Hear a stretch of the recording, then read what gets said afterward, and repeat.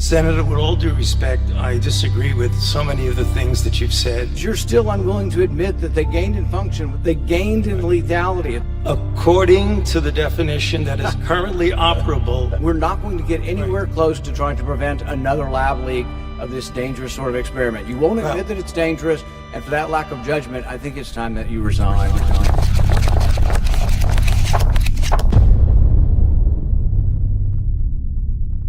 Project Veritas has obtained never-before-seen military documents regarding the origins of COVID-19, gain-of-function research, vaccines, potential treatments which have been suppressed, and the government's effort to conceal all of this. Dr. Anthony Fauci has testified many times before Congress stating that the U.S. government was never involved in gain-of-function research at the Wuhan Institute of Virology. Will you today finally take some responsibility for funding gain-of-function research in Wuhan? Senator, with all due respect, I disagree with so many of the things that you've said. First of all, gain of function is a very nebulous term. But the thing is you're still unwilling to admit that they gained in function when they say they became sicker. They gained in lethality. It's a new virus. That's not gain of function?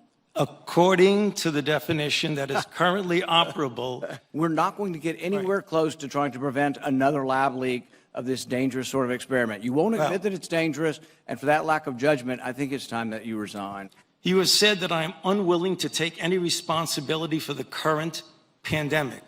I have no responsibility for the current pandemic. That assertion is based on the NIH's definition of gain of function. However, the documents we've obtained refute that.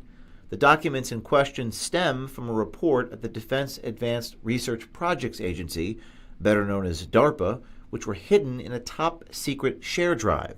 But what is DARPA? They are an agency under the U.S. Department of Defense, which facilitates research and technology with potential military applications. Dr. Stephen Walker was the director of DARPA at the time of the EcoHealth Alliance proposal. A source sent us this video of Dr. Walker talking about research they were exploring related to mRNA technology and its potential application with military personnel in the field. DARPA, about 5 or 6 years ago, we stood up an office called the Biotechnology Office, and the real purpose of that was to understand how biology worked and then build, design, build, and test cycles where you could engineer microorganisms to do things that you want to do. Though the main report regarding the EcoHealth Alliance proposal leaked on the internet a couple of months ago, it has remained unverified until now. Project Veritas has obtained a separate report to the Inspector General of the Department of Defense, written by the U.S. Marine Corps Major Joseph Murphy, a former DARPA fellow. Major Murphy makes claims in his report to the Inspector General that, if true, could be damning to the official narrative that has been played out to the world over the past 2 years. Major Murphy's report states that EcoHealth Alliance approached DARPA in March 2018, seeking funding to conduct gain-of-function research of bat-borne coronaviruses. The proposal was named Project Diffuse.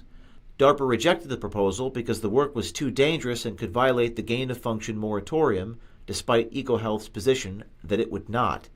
According to the documents, the NIAID, under the direction of Dr. Fauci, did not reject the proposal.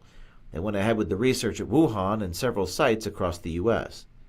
Dr. Fauci has repeatedly maintained his position, under oath, that the NIH and NIAID have not been involved in gain-of-function research with the EcoHealth Alliance program. This appears to be contradictory to Major Murphy's analysis and the rejection from the Biological Technologies Office at DARPA.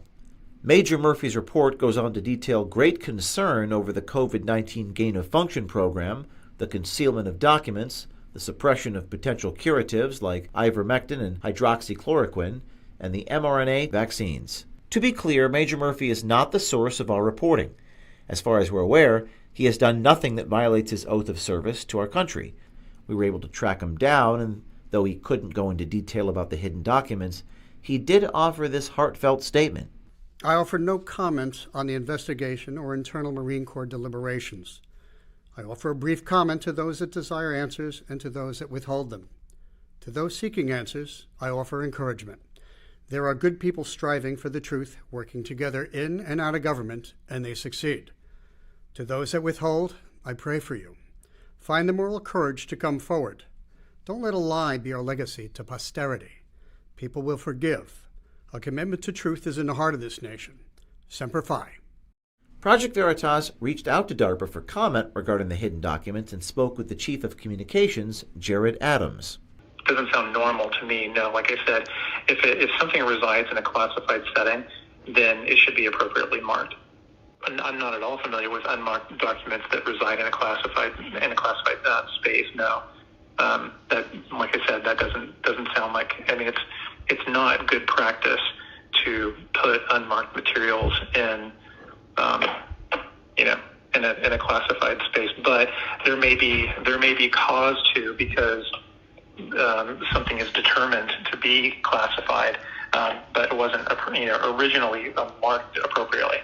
I'd be happy, Robert, honestly, to investigate and talk to the people who would own this document within the agency, ideally the director of our biological technologies office or the deputy director of that office, and try to ascertain why it was the case. So here's the question.